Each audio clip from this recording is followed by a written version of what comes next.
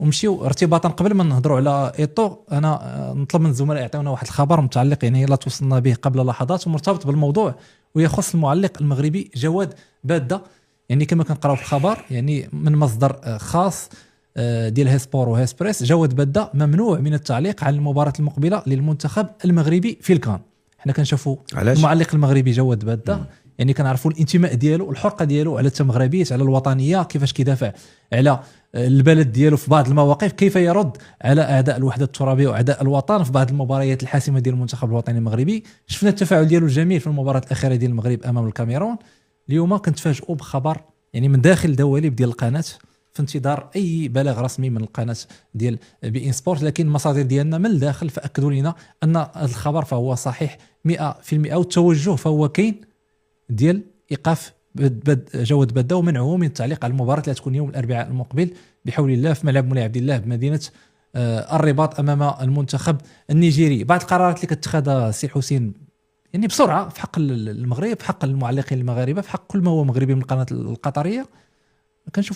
كنشوفوا حفيظ الدراجي يعني كيتبورد يمينا شمالا على المغرب وما كيحركوا حتى شي ساكنه سي. فاللي بالنسبه لي انا اللي يقدر ياخذ هذا القرار ديال التوقيف ديال جواد باده ممكن على انه الدراجي حتى هو يدوز من نفس المكان اللي دايز منه اليوم الدراجي، لانه الاغلاط رغم انه جواد باده جو سوي سيغ سيغتان ماشي حيت مغربي ولا معلق مغربي انه كيكون كيعلق في مباراه ديال المنتخب المغربي بواحد الحرقه بواحد ولكن ما كيفوتش لي ليميت، يعني كيكون داكشي باحترام، ما كيسيئش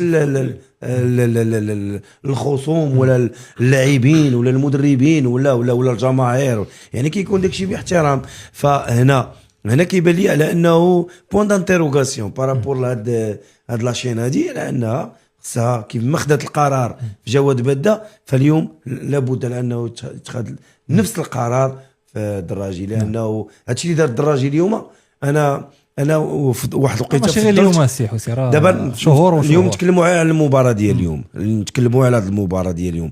حاولت ما يمكن باش انني نقص من الصوت باش ما نسمعوش، لانه كي فعاود انني نكون مركز مع المباراه، وليت كنحاول ما يمكن باش نسمعوا واش كيقول. هذاك الشيء كيقول ما بغيت نسمعوا، لانه عارف على انه الا تسجل هدف على الجزائر غيحاول ما يمكن باش انه يلقى واحد الطريقه باش انه يبروتيجي داك المنتخب ديالو. التعامل ما كانش مهني مع المباراه، ماشي مهني لانه وليتي كتسمع في التعليق على انه اشياء اخرى داخل الكواليس، التحكيم هنا دير هي هادشي راه ما سي با لوجيك. هادشي خصو يدار ليه حد.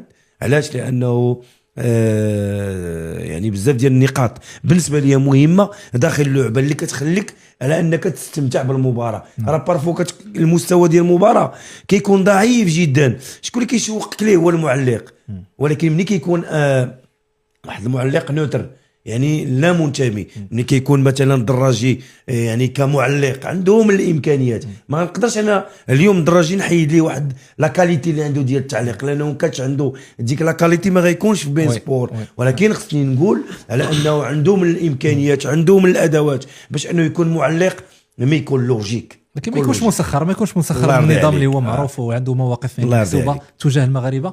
نفتحوا التفاصيل. المرجو الضغط على زر الاعجاب والاشتراك بالقناه لكي تتوصلوا بجديد الاخبار العالميه والمغربيه.